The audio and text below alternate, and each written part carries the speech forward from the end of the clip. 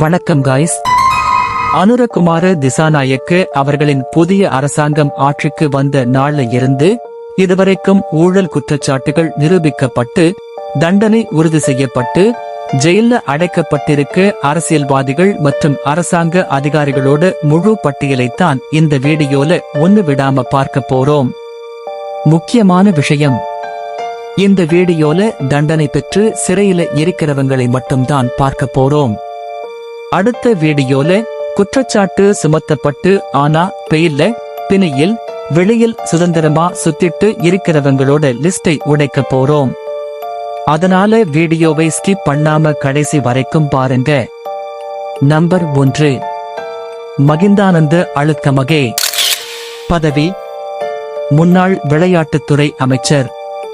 குற்றம் மற்றும் தண்டனை: அரசாங்க நிதியை சுமார் 53 பில்லியன் ரூபாய் முறைகேடு செய்த குற்றத்திற்காக இவருக்கு 25 ஆண்டுகள் சிறை தண்டனை விதிக்கப்பட்டு சிறையில் அடைக்கப்பட்டுள்ளார். நம்பர் 2, நளின் பெர்னாண்டோ. பதவி: முன்னாள் வர்த்தக அமைச்சர். குற்றம் மற்றும் தண்டனை: இவரும் அதே ஊழல் வழக்கில் குற்றவாளியாக நிரூபிக்கப்பட்டு கொழும்பு மேல் நீதிமன்றத்தால் 20 ஆண்டுகள் சிறை தண்டனை பெற்று கம்பி எண்ணிக்கொண்டிருக்கிறார். நம்பர் 3, சரண குணவர்தன. பதவி: முன்னாள் கூட்டுறவு மற்றும் உள்நாட்டு வர்த்தக பிரதி அமைச்சர். குற்றம் மற்றும் தண்டனை: அபிவிருத்தி லொத்தர் சபையின் தலைவராக இருந்தபோது வாகன கொள்வனவில் ஊழல் செய்த வழக்கில் இவருக்கு 16 ஆண்டுகள் கடுங்காவல் சிறை தண்டனை நீதிமன்றத்தால் உறுதி செய்யப்பட்டுள்ளது.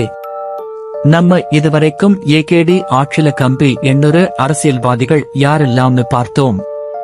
இப்ப அரசியல்வாதிகளுக்கு இணையா பல 100 கோடி மக்கள் பணத்தை கொள்ளையடிச்சு அதிகார துஷ்பிரயோகம் செஞ்சு இப்போ ஜெயில்ல தண்டனை அனுபவிச்சிட்டு இருக்கிற அரசு உயர் அதிகாரிகள் மற்றும் செயலாளர்களோட முழு லிஸ்டைத்தான் ஒன்னு விடாம பார்க்க போறோம். நம்பர் 1, புஜித் ஜெயசுந்தர. இருந்த பதவி: முன்னாள் காவல்துறை மா அதிபர், ஃபார்மர் போலீஸ் சீஃப். குற்றம் மற்றும் தண்டனை: 2019 ஈஸ்டர் குண்டுவெடிப்பு பற்றிய உளவுத்துறை எச்சரிக்கைகள் இருந்தும் தன் கடமையை செய்யாமல் அலட்சியமாக இருந்த குற்றவியல் அலட்சியத்திற்காக கிரிமினல் நெக்லிஜென்ஸ் நேற்று நீதிமன்றத்தால் இவருக்கு மரண தண்டனை ஆயுள் சிறை விதிக்கப்பட்டு சிறையில் அடைக்கப்பட்டுள்ளார். நம்பர் 2, ஹேமசிறி பெர்னாண்டோ.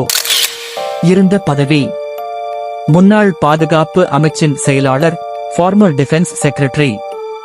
குற்றம் மற்றும் தண்டனை: நாட்டின் மிக உயரிய பாதுகாப்பு பதவியில் இருந்தும் மக்களின் உயிரை காக்க தவறிய குற்றத்திற்காக இவருக்கும் நேற்று 3 நீதிபதிகள் கொண்ட அமர்வால் மரண தண்டனை வழங்கி தீர்ப்பளிக்கப்பட்டுள்ளது.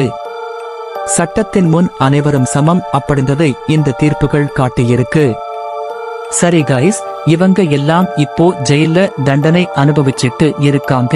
ஆனா பல 100 கோடி ஊழல் குற்றச்சாட்டு சுமத்தப்பட்டு இன்னும் பெயில் எடுத்துட்டு வெளியில சொகுசா வாழ்ந்துட்டு இருக்கிற அரசியல்வாதிகள் யார் யார் தெரியுமா?